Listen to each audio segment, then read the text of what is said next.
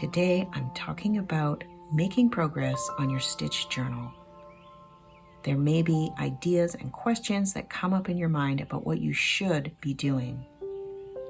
So let's talk about that, break it down, and in the end, give ourselves permission to do what works for us. There's no one right way to create a journal scroll. Let's get started. So one of the things that you might be thinking about is how heavily I should stitch, or how much should I stitch.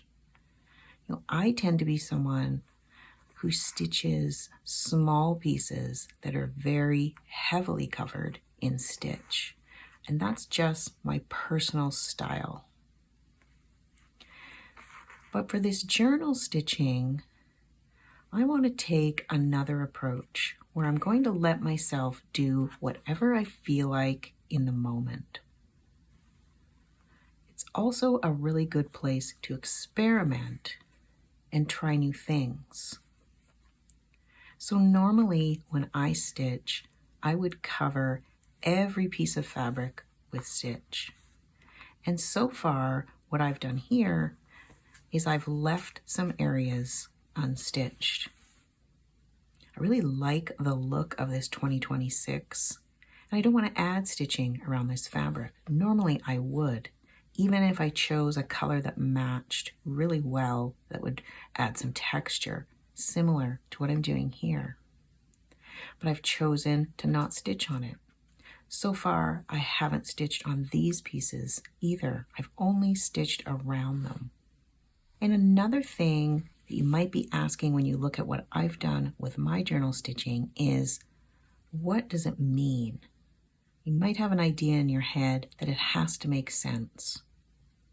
Now, the scroll project that I did previously, now that scroll made sense. It had a narrative. It was all about animals and nature. This journal scroll may or may not make sense to someone else who's looking at it. Think of it more like doodling on a page. You might be saying, why did you put a goose there? What does that mean? What's that for? What does that symbolize? And what I'd like to invite you to do is just stitch what you want to stitch. It doesn't have to make sense to others or even to yourself. You can just make it what you feel like doing in that moment. Now for me, I feel like adding the year and these fabrics, including this one, kind of hint at celebration. And where I live, people light off fireworks on New Year's. So these make me think of the fireworks that I heard and saw on New Year's Eve. And then turning to the next part where I put the goose, I was thinking about the birds that I'm seeing at feeders and the birds that I'm not seeing because it's dead cold of winter right now. And I was thinking about the geese. And so for me, this makes sense to add a goose because I was thinking about it. And when I was experimenting with what to do next with my collage, I really liked the colors. And when I put that template down, I liked the way that it looked. And it's as simple as that. Let's look at the other journal stitching that I'm doing. So this is my square piece. And the way that this evolved to the point where it is now is I just kept adding patchwork. I had this really bright yellow color as my background. And I started to put pieces of patchwork down. And there were places where I felt like I wanted even more patchwork and I wanted to cover up that yellow. So there's patchwork surrounding patchwork. And so you can still see the yellow in a few places, but it's not as prominent in others.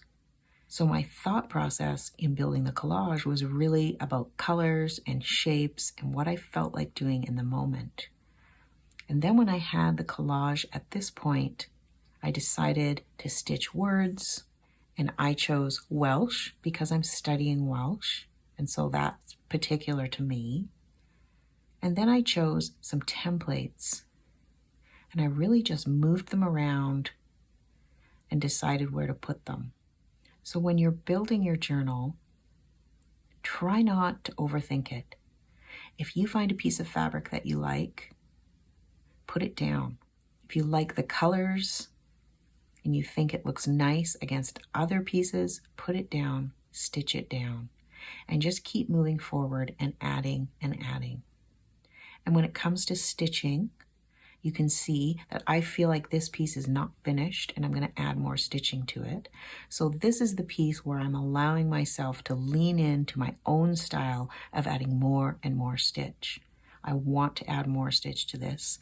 There's areas where I haven't added very much stitch at all, and some where I've begun to add some of that nice texture. So this is going to be my journal piece where I really lean in and let myself add and add and add.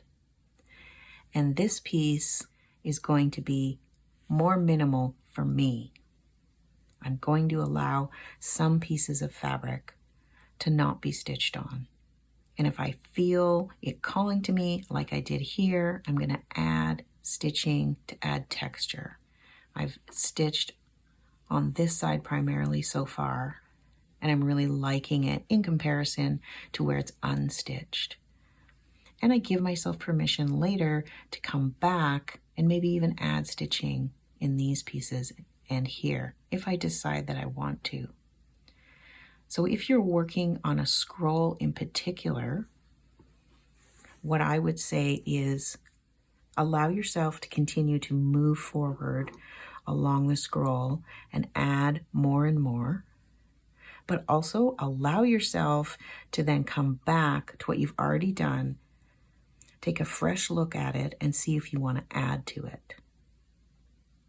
So this back and forth may mean that at times you may feel like, oh, I haven't made much progress moving forward on my scroll.